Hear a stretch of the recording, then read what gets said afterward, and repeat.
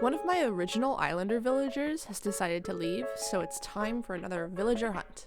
Agnes has been with us the whole way, and it was time for her to say goodbye. I'm super prepared this time. I have 26 tickets ready to go, and without further ado, let's just get this started.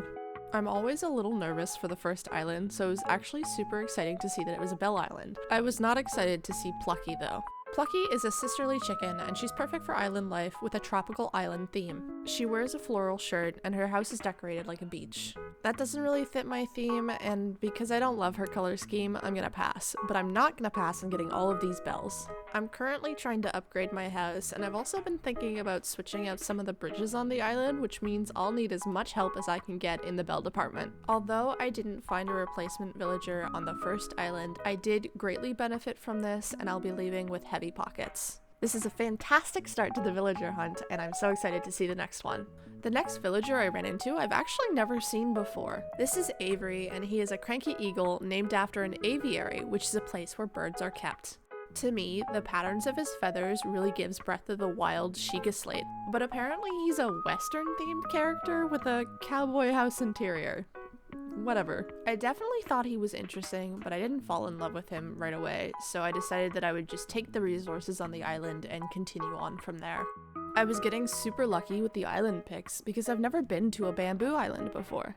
I ended up running around the whole island looking for the villager, and I found Jeremiah. He is a lazy frog villager named from the lyrics "Jeremiah was a bullfrog" in the song "Joy to the World" by Three Dog Night. I'm not gonna lie to you, I really thought about taking Jeremiah. I was so on the fence about it, but I ended up not going with him, mainly because he was a lazy character type. I instead turned my attention to the island full of resources and grabbed as much as I could. I'm super excited to have access to bamboo for my builds now, and it's just gonna elevate my island to the next level.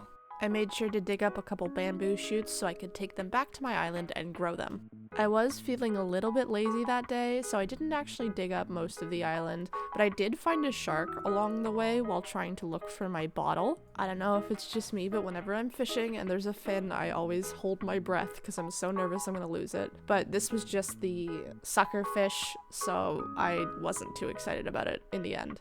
Once again, after filling my inventory, I left for the next island. I was kind of surprised at how much I actually liked this next villager. I ran into Astrid, who is a snooty kangaroo. Her name is derived from the prefix Astra, which means star. This is in reference to the star pattern that can be seen on their face. The bright colors makes me think she would be perfect for a kid-core island, especially because she has a kid right in her pouch. She does lean a little bit clownish, and because she's not really what I was going for, I did leave her behind. I just couldn't get over the big red nose. This next island gave me a little bit of anticipation. I always love it when they have the tiered island system so that I have to build up my expectations for the villager. Fingers crossed I get a good one. I ran into Ozzy, who is a lazy koala villager. Ozzy is actually a nickname for Australian. I think the nickname is really cute considering that koalas are from Australia. His house is school themed, and that's pretty cool, but overall he's a very plain character. If I was looking for a villager to settle on, I think I would have taken Ozzy, but because we're so early into this villager hunt, I passed on him. I did find my island bottle and then immediately got distracted by this shark. I tried my best, and I held my breath, but I had psyched myself up too much, and I ended up letting him get away. Feeling a little disappointed, I quickly went on to the next island, hoping to run into someone who would cheer me up. It actually did work because I ran into Pearl. Pearl is a snooty cat villager. Her name is a combination of a cat's purr and a gemstone pearl. I thought it was really cool that they included a calico cat, and the interior of her house is absolutely gorgeous. Full of dark woods and antiques, her house follows a very sophisticated theme. Unfortunately, I already have a cat on my island. I had been really lucky up to this point getting really nice villagers, so it was bound to happen that I would run into Al. That's a nope from me. I don't understand how they could make a lazy villager that also has fitness as a hobby. And why did they make him yellow? He looks like he has jaundice or something. I like his eyebrow details, it makes him look a little bit edgy, but I don't think that's gonna save his design, and I think he's one of the most hated characters that you can run into. Luckily, I found a summer shell on the beach, so it wasn't a complete waste, but I got out of there quickly. I think it's so crazy that I found another bamboo island so quickly when I had never seen one up to this point. After running around again, I found another frog villager, Lily. I feel like I'm channeling my inner Froggy Crossing, running into all these frogs. I also happen to be wearing the hairstyle and glasses, and it's just a little bit too reminiscent. Lily is a normal frog villager with a name that references lily pads. She's one of the first characters and has appeared in every version of Animal Crossing so far.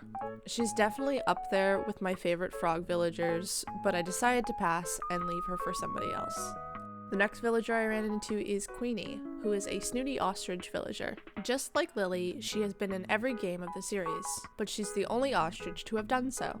I have a love-hate relationship with her design. I thought she was very unique and pretty cool, but those little feathers in the back of her head really freaked me out. I had no problem looking past the bowl cut as it was giving Mob Psycho, and even the eyes were really cool, but I ran out of there before I got cursed or something. This next villager is a big fan favorite. It took me a minute on this island, but I eventually found them in the back left corner. This is Apple, who is a preppy hamster with bright red fur. Perfect for a food court island, this apple-themed character uses great use of the apple decor items in their home. I'm not a big fan of the red coloring, so I decided to skip. I think the island decided to punish me after skipping on Apple because the next villager was Chops. Chops is a smug pig villager and another widely disliked character. I'll agree that he is a bit eccentric, but I feel like people don't give him enough credit for his sick mustache. I was gonna give him some brownie points for having a DIY bottle on his island, but it turns out that the message in the bottle was a DIY that I already had, so he lost all the brownie points that he earned. Moving right along, we moved on to a villager that I think a lot of people tend to sleep on. I found Bertha, who is a normal hippo villager. She's a really pretty teal color, and her styling is super cute. I like to think that her hair is styled in a French bob, giving her an emphasis on cute and haute fashion. I think the hippo character model is pretty unique, but it's not something that I wanted on my island, so I skipped.